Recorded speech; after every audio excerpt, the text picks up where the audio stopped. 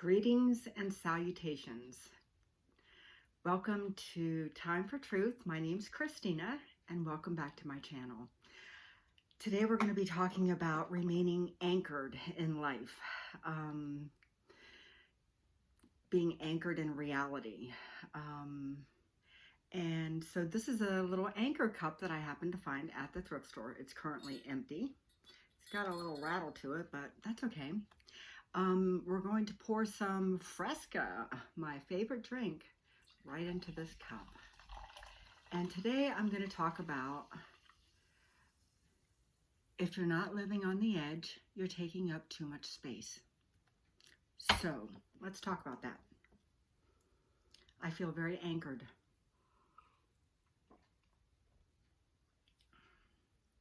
I feel anchored in the truth of what has been going on. I feel anchored by the new normal that I'm experiencing. And I mentioned in my intro video that I would talk about some of the current events that have brought me to opening this channel. So I want to start off by reading something positive because my channel is about positivity. So this is something that I've carried with me for a number of years now, and it is usually on my refrigerator, and I'm just going to read it briefly. Be so strong that nothing can disturb your peace of mind. Talk health, happiness, and prosperity to every person you meet. Make all your friends feel there is something special in them. Look at the sunny side of everything. Think only of the best, work only for the best, and expect only the best. Be as enthusiastic about the success of others as you are about your own. Forget the mistakes of the past and press on to the greater achievements of the future. Give everyone a smile, even if you are missing teeth. It doesn't matter. A smile is a smile. It's the universal language. Spend so much time improving yourself that you have no time left to criticize others. Be too big for worry and too noble for anger. So again, that is just a little clipping. It looks like it might have come from something having to do with a recovery. It has a patience prayer. Patience being remain calm and wait versus patient being in a medical facility. God grant me patience, and I want it right now. So that tells me that I gained this little gem from somewhere in the rooms of AA or NA. And I think what I would say about that is that's where I gained a lot of the wisdom, the tools for living that I needed. I took what I needed from the rooms of NA and AA and left what I didn't need.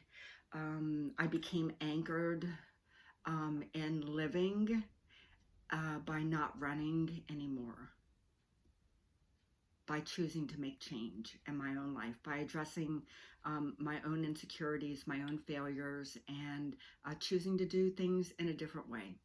So a part of that was I started exercising. When I decided to get sober and remain sober, I started walking. It was a simple thing to do. I could do it, and I had been doing it because I'd lost my license because I got a DUI. So I'll talk more about that whole scene in another episode. But yes, it's over 2 decades ago, and I felt great shame about that incident, but I had great consequences because of it. And it was, again, that light at the end of the tunnel wasn't a train, it was a lesson. And I had to learn the lesson the hard way. So remaining anchored in my newfound sobriety, what was I going to do with myself? How was I going to conduct myself? What was going to be my new normal? And I knew that I needed to have a basis for my sobriety, and so I chose telling the truth.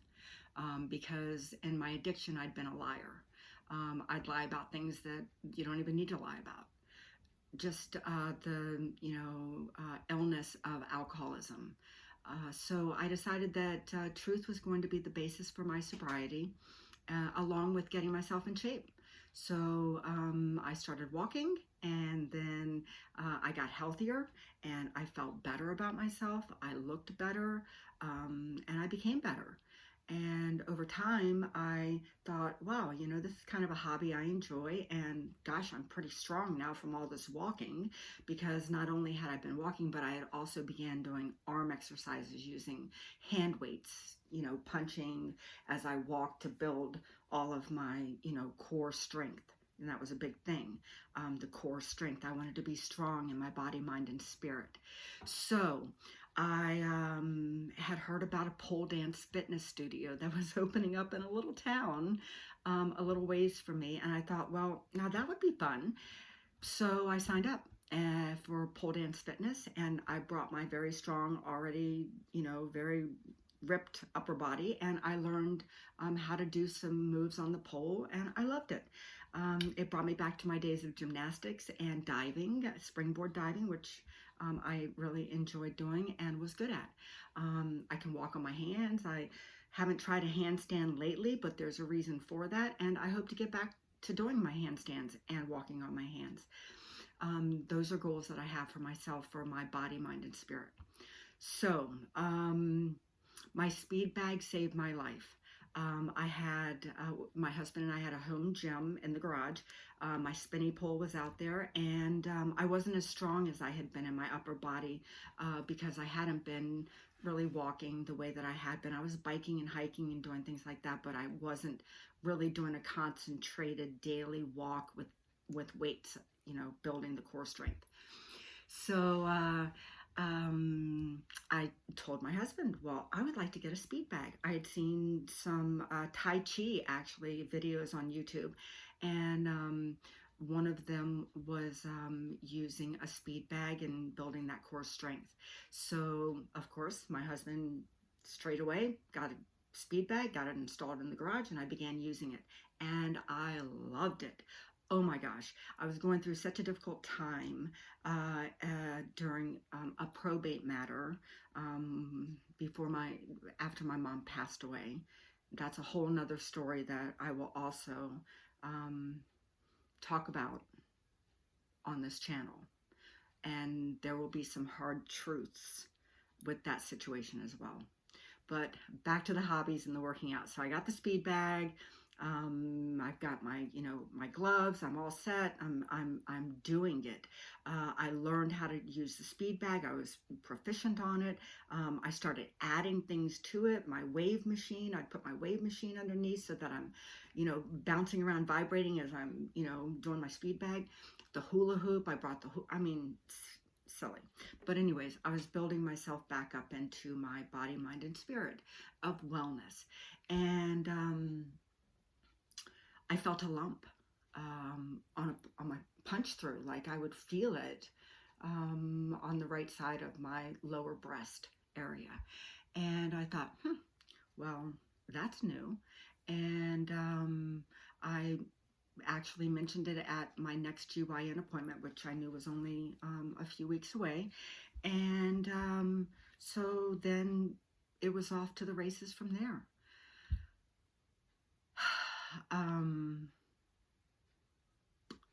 During that appointment, which was my regularly scheduled GYN appointment, my regular GYN doctor actually was really rough during the procedure, and with the speculum, which all the ladies know what that is about, and I ended up with a prolapsed bladder, and I was debilitated from being able to even walk and get around for weeks, really.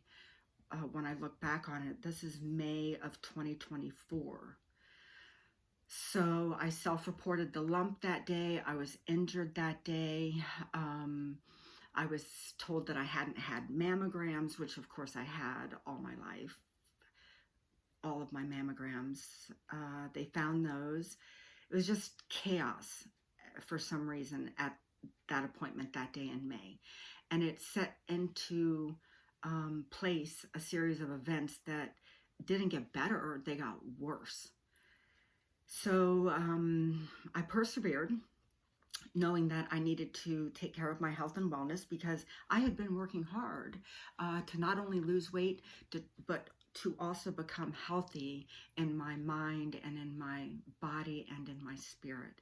I was really working hard to change a lot of things that were a part of me. I thought that could never be changed, but alas, we can change. So I went to the radiology to get a more recent mammogram because I just had one the year before. And the radiologist told me, yes, he sees something, but let's give it 6 months. And I'm in the dressing room, as all the ladies know, unclothed. The radiologist is standing there right in my face. Well, I see something, but I'm not really sure. So let's just give it 6 months. We'll schedule you to come back. Had I known then what I know now, I would have had a second opinion. And I should have trusted my gut on that.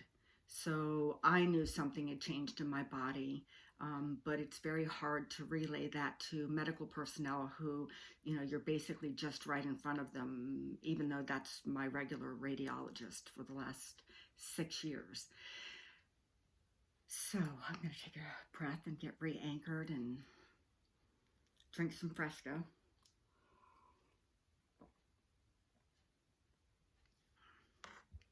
So I let them put me off for 6 months. And my husband and I went on our regular routine, hiking, biking, camping, traveling, doing what we do, all of the things that I regularly do, which also then included going for physical therapy, for pelvic, lower pelvic floor exercises, and coming to a new normal with this new condition, which is now chronic, of a prolapsed bladder. So I walked into my GYN appointment just fine, and I left injured.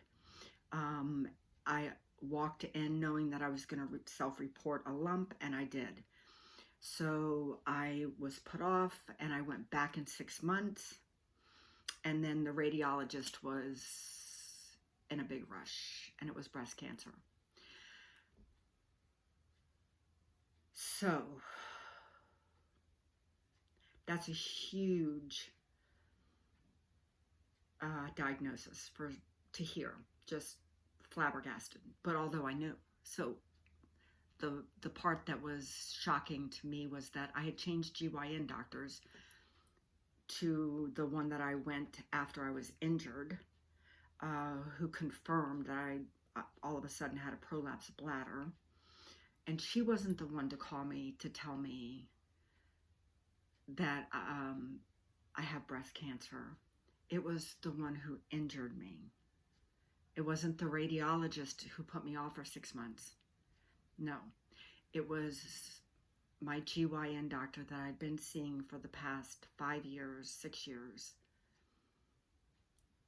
And I told her on the phone, you're the last person that I want to hear this from. Because that's how I roll. Honesty. And that is exactly how I felt in that moment. So that's how my speed bag saved my life. And I can see that I have about 14 minutes in on this video, and I'm not going to have long drawn out videos. I don't want people to get bored or to just listen to me drone on, but this is an opportunity for me to give you some background about where I'm coming from in the past year and a half. And I'm going to go further with what I consider to be the absolute incompetence and belligerence, really, in the healthcare industry that I've faced, the accompanying companies and not-for-profits. I'm going to be talking about some of that too. These are all real-time things. I'm anchored in reality. I tell the truth. I do live on the edge because I don't want to take up too much space. But the space that I occupy, I will take. and I will own, because it is mine. So I have a lot to say about a lot of things that have taken place since then, including 2 major surgeries and other treatments inside of and after those surgeries that are continuing still. So with that, I will thank you again for stopping by my channel to get to know me, to let me offer myself to you, to give you an idea about what I'm about and who I am and what I hope to offer on my channel.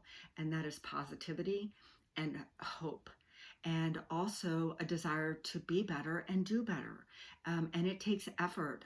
Like I said in my first video, it doesn't come knocking at our door. We have to do the work, and I'm prepared to do that work and share it with you all. So I hope to get back to my speed bag. When I'm back to my handstands and back to my walking on my hands, I'll share all that with you guys too. If I can find a pool with a diving board, I cannot wait to take a deep dive off a springboard. I am so ready. So thank you again for tuning in. My name's Christina. This is my channel, Time for Truth, and I wish all of you all health and wellness and happy trails. Thank you again. Bye. Let's see how I turn this off.